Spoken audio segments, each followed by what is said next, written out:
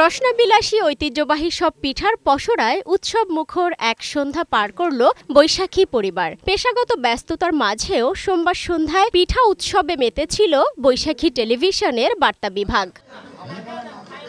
হরেক নকশা ও স্বাদের পিঠায় সাজানো হয় এ উৎসব। বাহারি পিঠা, পুলির মৌমৌ গন্ধ ছড়িয়ে পড়ে বার্তা কক্ষ জুড়ে। দুধপুলি, ভাপা পিঠা, ঝিনুক পিঠা, দুধ চিতই, ফুল পিঠা, পাটিসাপটা সহ বৈচিত্র্যময় স্বাদের সব পিঠা ছিল আয়োজনে।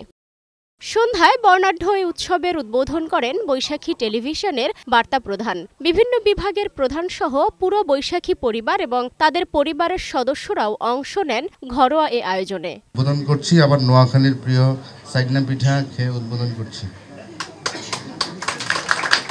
বৈশাখীর বিশেষ এই আয়োজনকে স্বাগত জানিয়েছেন আগত অতিথিরা। আপনাদের সবাইকে অসংখ্য ধন্যবাদ আমাকে এবং আমার পরিবারকে সম্মানিত করার জন্য আমন্ত্রণ জানিয়ে।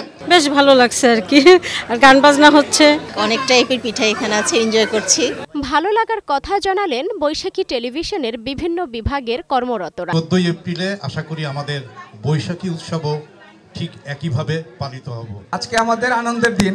আমরা যারা প্রোগ্রামে কিংবা অন্যান্য ডিপার্টমেন্টে কাজ করি, অফিসের এবং অফিসের বাইরেও যারা আমাদের সহযোগিতা করেছেন সবাইকে আসলে ধন্যবাদ। মাননীয় ব্যবস্থাপনা পরিচালক স্যার অসুস্থ, ওনার সুস্থতা কামনা করছি আমরা। আর আজকের অনুষ্ঠান সবাই উপভোগ করুন। আমরা এটা আরো বেশি প্রাণবন্ত করতে পারতাম যদি আমাদের আজকে এই অনুষ্ঠানে আমরা আমাদের ব্যবস্থাপনা পরিচালক রফিকুল আহমেদ স্যারকে আমরা জেনে পেতাম। পিঠার স্বাদ উপভোগের পাশাপাশি ছিল সঙ্গীতের রস আস্বাদনের আয়োজন। সুরে ও ছন্দে মেতে ওঠে সবাই।